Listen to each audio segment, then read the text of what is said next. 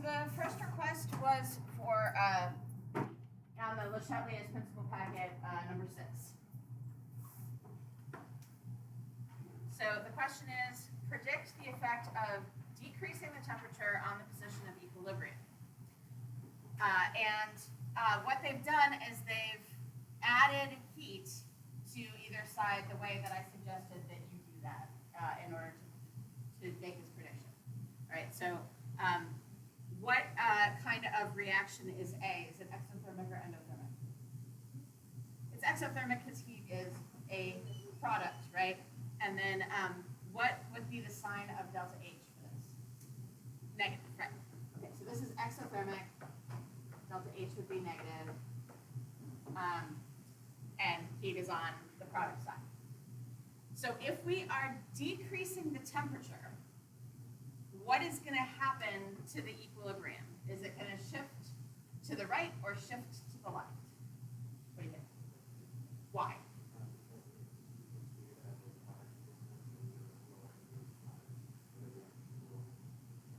Yeah, so if we think about heat as a product, by lowering the temperature, we're decreasing the amount of heat in the system.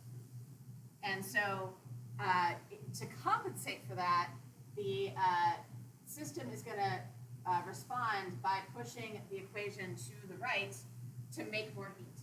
So whatever the perturbation is, whatever the effect of the perturbation is originally decreasing heat, the Le Chatelier's principle says the equilibrium will shift to the opposite, to increase heat. It does that by shifting to the right, making more HCl and therefore making more heat as well. So if, again, we're decreasing the temperature on letter B, which way are we going to shift?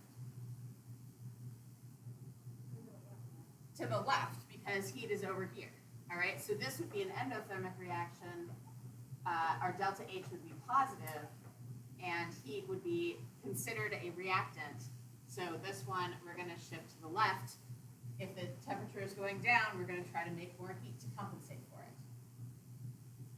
And letter C is like letter A. We're going to shift to the right. I think one of the tough things that people have trouble with wrapping their head around is that idea of we're not talking about what happens like at the time of the change. We're talking about what happens in response to that change. So decreasing the temperature is decreasing the heat. But then you have to think, well, so you might be thinking, oh, it would go to the left because we're decreasing the heat. But no, you have to think about what is the response to that. The response to that is to send it in the opposite direction. Okay? So that is, I think, the hardest thing about Le Chatelier's principle is to not get caught up with what is happening at the moment of the change, but how the system is responding to that change, which is going to be the reverse. All right, I got requests for a few of the multiple choice questions, 2, 3, and 4, and then we'll go into the short answer. All right, question 2 says, which changes produce the greatest increase in the percentage conversion of methane? So part of this could be an issue with the wording of the question. All right, it says increase in the percentage conversion of methane. First of all, you have to know that methane is CH4. You haven't done organic yet, so you may not have remembered that. But it's obviously not carbon monoxide, hydrogen, or H2O. So process of elimination says it must be the CH4. And when it says percentage conversion of methane, we're converting the methane into CO and H2. So we are, the question is asking what is going to drive this to the right. So that's essentially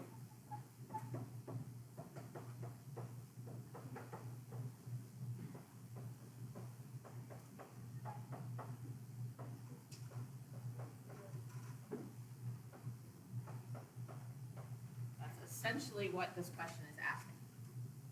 So we've got two things to look at. We've got proportion of H2O, which is basically the concentration of H2O, all right? Changing the amount of H2O in the system. So the proportion of H2O is basically saying how much more H2O is there. So halving would be decreasing the concentration concentration, and doubling would be increasing the concentration. Okay. So again, I think the confusion about this question is mostly just the wording of it. And then increasing and decreasing the pressure, doubling and halving the pressure, right? So let's start with the H2O. Which thing is going to drive the reaction to the right? Doubling the H2O or halving it? What do you think? Not having it. Having it would drive the reaction to the left to compensate for that. So again, this is kind of like what we were just talking about. If I reduce this amount, then the reaction is going to try to compensate by making more of it. So the reaction is going to go backwards. Okay? We want to know what's going to make the reaction go forwards. It's going to be the opposite. If we increase the H2O, the system's going to respond by trying to get rid of some of that extra H2O. So it's going to react that and send it back towards the right. Okay? So what we want is the doubling of H2O. Now somebody tell me what we need to think about with pressure. What are we looking at, Talia?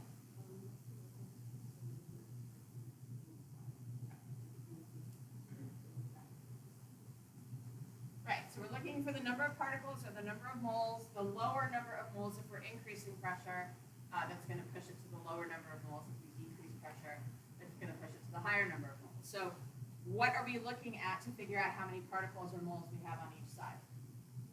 The coefficients. And remember that if there's no coefficient, there's an invisible one. Okay, so we're looking at the sum. First of all, we have to look to see if we have gases. That's the first thing.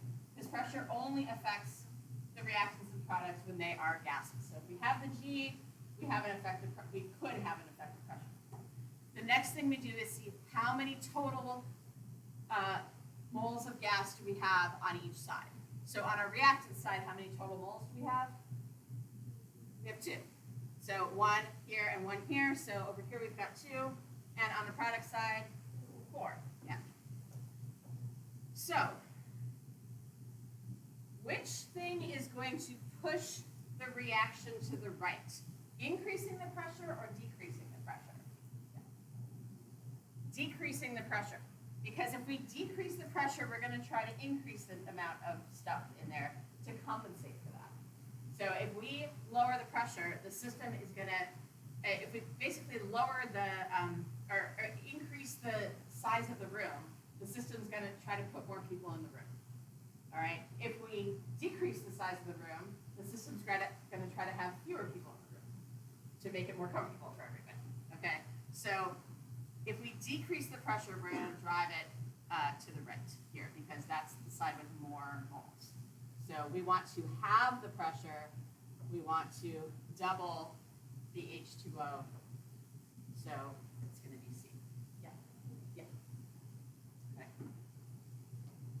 Questions? Yeah.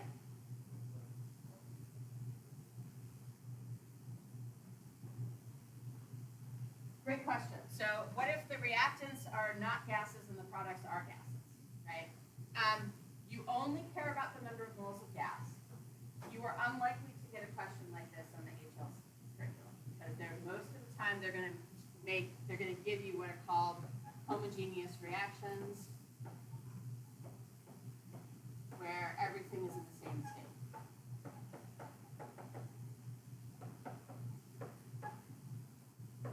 So you're either going to have a reaction that takes place in an aqueous system or a reaction that takes place in a system of gases.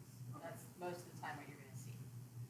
However, if say you had gas on one side and no gas on the other side, then the pressure would, your number of moles of gas would be 0 on the other side. So any increase in pressure would drive it towards the 0 moles of gas side, and any decrease in pressure would drive it towards the side that has gas. Okay. If the gas is equal on both sides, what is going to happen if we change the pressure? Nothing. If I have 2 moles of gas in the reactants and 2 moles of gas in the products, then the pressure change isn't going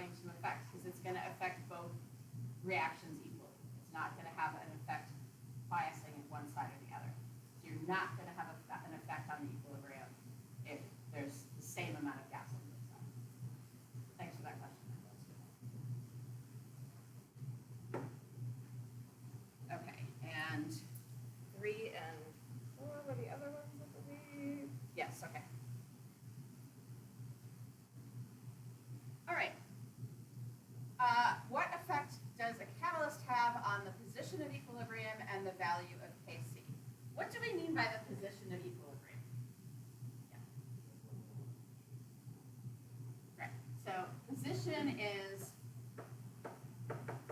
shift left or right. Or not, or no shift.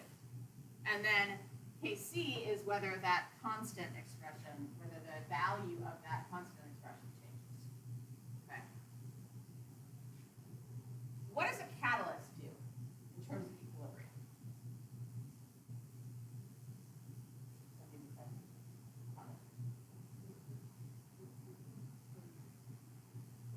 Speeds up the reactions equally in both directions. It's lowering the activation energy, which lowers it for the forward reaction and lowers it for the reverse reaction. So both reactions are going to go faster. Is that going to change the position of equilibrium? Is that going to shift equilibrium position? No. Is that going to change Kc? No. No. It's not going to change Kc. There's only one thing that changes Kc, and we'll get to that in a second. So stays the same is what we're looking for. The only thing a catalyst does is gets us to equilibrium faster. Okay? By increasing both of those rates of reaction. All right, so number 4. Now we have a temperature increase here. So again, we're looking for changes in position of equilibrium or the value of the equilibrium constant. And so anytime you're looking at temperature, they're also going to give you some information about the thermodynamics of the reaction. They'll tell you it's exothermic or endothermic, or they'll give you the delta H. So given this delta H, is this endothermic or exothermic? It's endothermic. It's positive, so that means it's endothermic.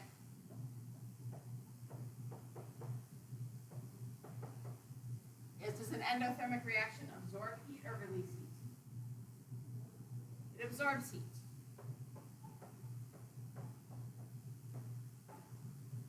Takes heat in. So which side of the reaction is the heat going to go on? On the reactant side.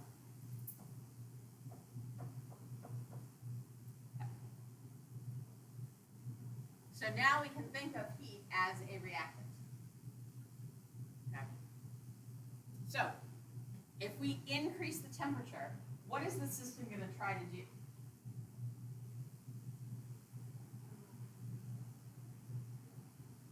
Well, just tell me, like, what is the system going to do if I increase the temperature?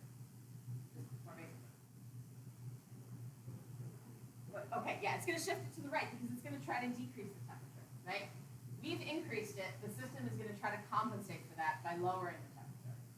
It's going to do that by shifting to the right because we want to get rid of this extra heat. It's just like increasing the concentration of a reactant. We've added extra heat. We want to get rid of that extra heat. We're going to get rid of it by putting that energy into our products in the form of chemical energy as opposed to kinetic energy. All right, so we're going to decrease the heat by reacting it and sending the reaction to the right. So we're definitely shifting to the right. And then what is going to be the effect on Kc?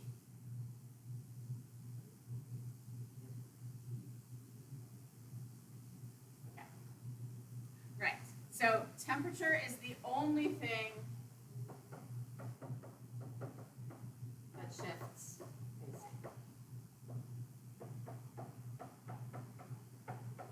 Pressure, concentration, catalyst, none of those things have an effect on Kc.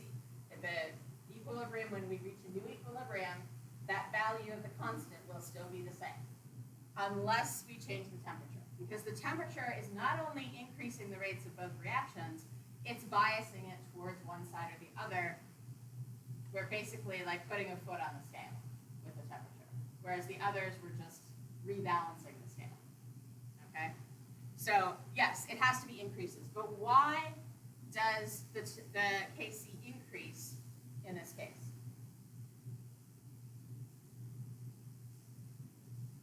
Sophia. Okay, yes, but why does it increase versus decreases?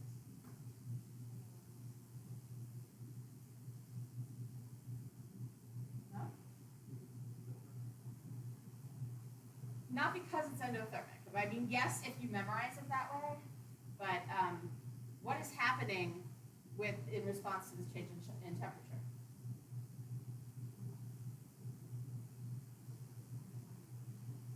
Right, so we're shifting to the right. What effect is that going to have on KC? Think about how we set up the expression of KC.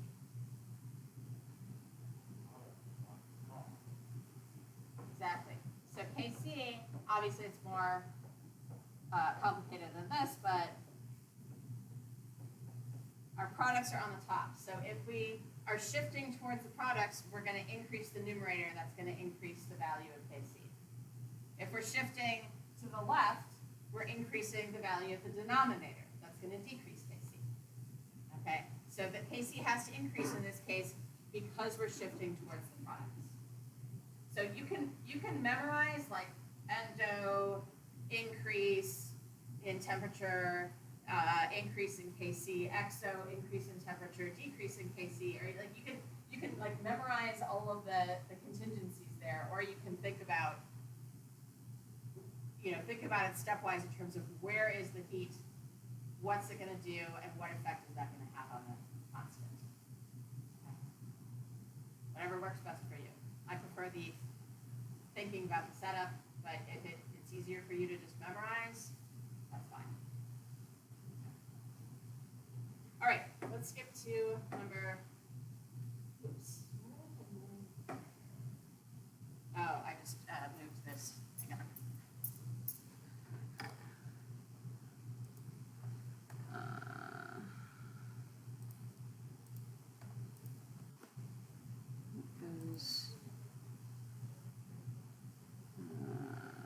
This is 8. This is 9.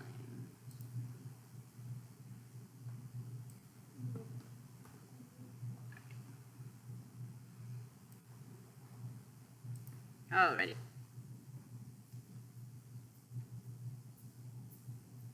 So question 7 is a little bit complicated, and it has some more things in it that we haven't learned. Okay. This concept of R is one of those things. That is a concept in organic chemistry where we're basically saying that we have some amount of a chain of carbons and various other things, that at the end of it, so we have some sort of thing, and at the end of it we have a hydroxyl group. And we don't care what that thing is, okay? All we care is that it has an OH at the end. And we're reacting it with our acetic or ethanoic acid, and what we're going to do is we're going to take off the OH, and we're going to take off this H, and then we're going to put this bond onto the end of here, so we're going to end up with COOR. Whatever that stuff is that was originally attached to the OH is now attached to the end of this acid group. Okay, yeah. Yes, the whole mark scheme for the whole thing is yeah. So our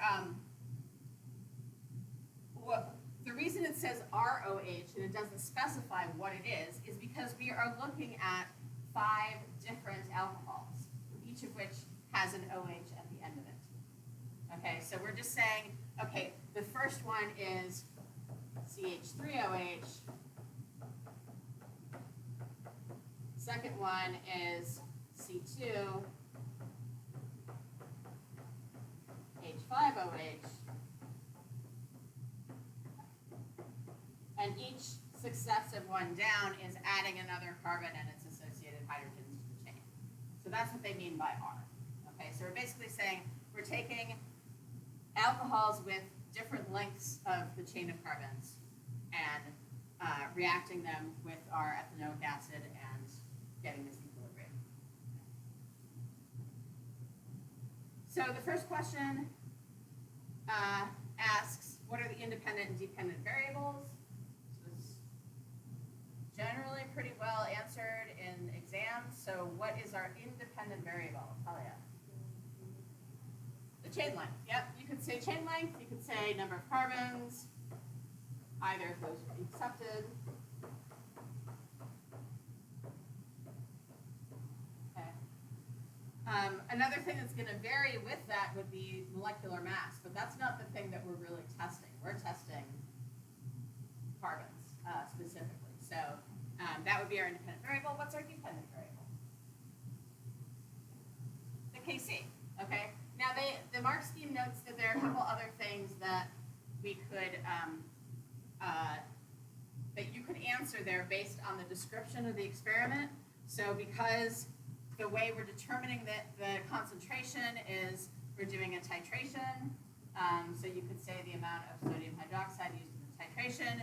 You could say the equilibrium concentration of the ethanoic acid, which is what we're measuring to get Kc. Any of those things would be acceptable. But the obvious one is also a correct answer. So yeah, the dependent variable is what we are measuring. The independent variable is what we are using to what we are changing. Dependent is what we are measuring in response. Okay. So this is done in an ice bath so that it slows down both reactions. Why is it that we could also slow down the reactions by dumping a bunch of water? Here's.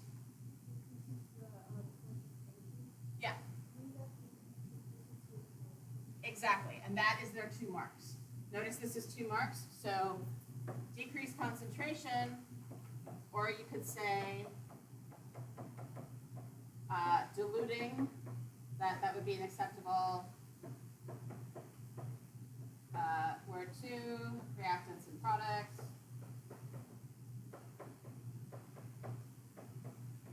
It's going to decrease the concentration across the board. And the reason that would slow down the reaction is because we would have a decreased frequency of collisions. And I love how you use the word frequency, because as we learned last time, we cannot say the number of collisions, we have to say the frequency or probability of collisions. Because the exact number of collisions is not what we care about, it's, yeah. So that would be your 2. If you just said decreasing concentration or diluting, you would get one of the 2 marks. If you then said the effect that would have on slowing the reaction, you would get both marks.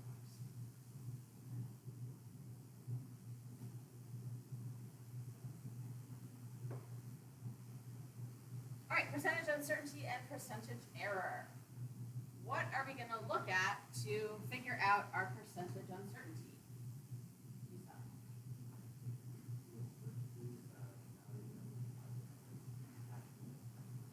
Okay, so where do I find the uncertainty values?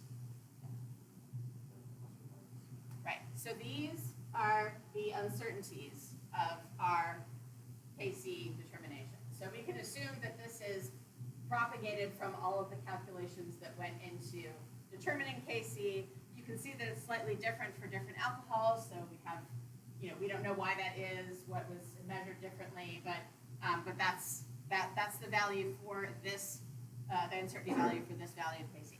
So yes, we're going to take the uncertainty value. We're going to divide it by the actual value that we calculated or measured. So our 0.4 divided by our 6.5. Also make sure that you pay attention to the question, because it specifically wants the one for methanol. And if you do a different alcohol, you lose a point. Okay? So make sure you're doing the one for methanol, and that's going to be times 100. Somebody give me the... That's 6.2% uncertainty. Okay. Now, how do we get the percent error? What is percent error?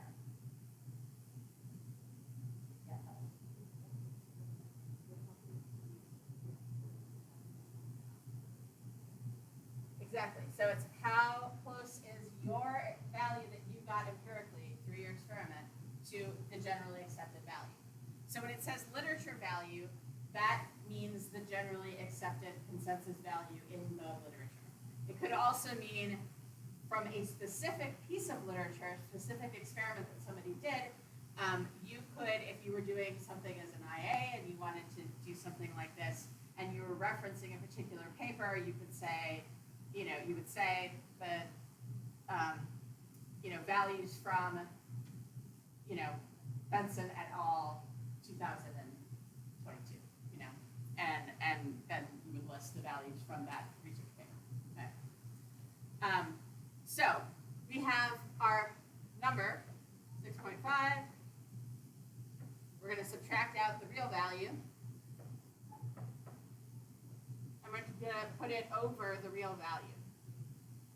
So we're looking for the difference, but we want the difference relative to how big is our number. Because if we have a difference of 1, but what we're measuring is in the thousands, that difference doesn't make as much. That's not as big of a difference as if we have a difference of 1, but our overall value is 10, right?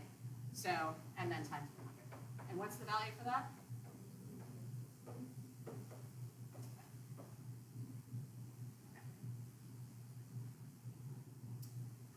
Sig figs, that would actually be 23%, right? But, yeah.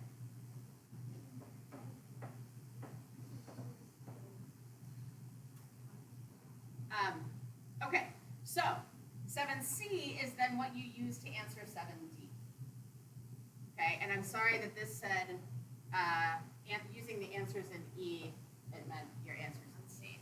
I apologize for that.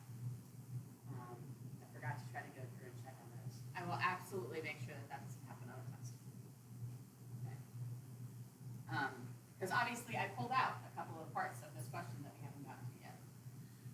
All right, so it says comment on the magnitudes of random and systematic errors. Where are we going to get an idea of the size of the random error? What is going to give us a clue as to how big the random error is? Yeah.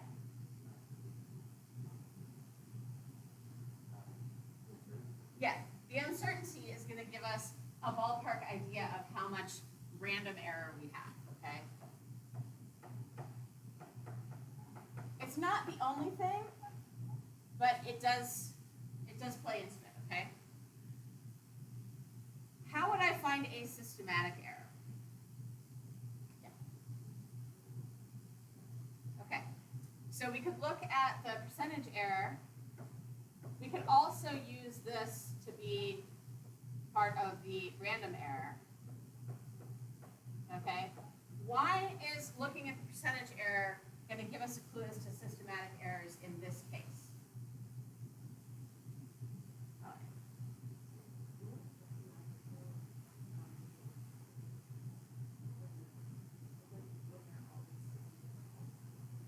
Okay, when they're all the same but they're all wrong, expand on that just a little bit. All the same, how?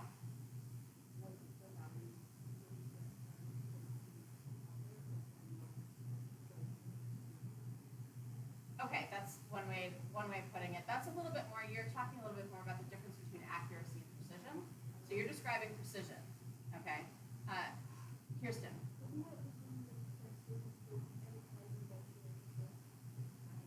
Yeah, so it is, I wouldn't necessarily put it as making the same mistake. It's not necessarily a mistake. It could be something built into what you're able to do. But it is when your data are always off in a consistent direction. Okay, so last test, I think we had the thing about the human error in starting the stopwatch too late each time. So we were always going to have a shorter time of the experiment because it's always starting the stopwatch a little bit late. Okay, that is a systematic error. Here, we don't know what the systematic error was, but what we can see is that these values are all greater than the expected value. So that tells us there is some kind of systematic error in our experiment. And so if you get something like this in your IA, you have to think about where could that systematic error have come from? Is it loss of heat? Is it, whatever this, you have to examine your experiment and as part of your evaluation figure out why is that a systematic error. But the question is asking us about the magnitudes of random and systematic errors. How big are the random errors versus the systematic errors? Are they both big? Is one big, one small? Are they both small? What do you guys think?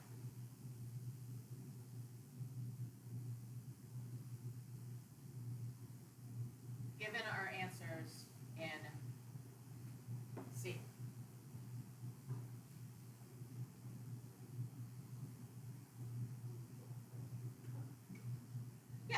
there's a substantial difference. You can see that the systematic error is bigger, right? It's pretty big. Now you can argue that that is a small percent uncertainty, which indicates that there's a small amount of random error. But you could also say that 6.2% is, higher than we would like it to be. So the sort of basic answer they're looking for here is that random error is lower than systematic. But if you say that both are high, you also get both points, or higher than you want, right? So the 2 marks are for saying something about random and then something about systematic. Okay? Yeah. You don't have to explain. Yeah, it just says comment on it, doesn't say explain. So you can just literally say low random error, high systematic error, or you could say both are significant.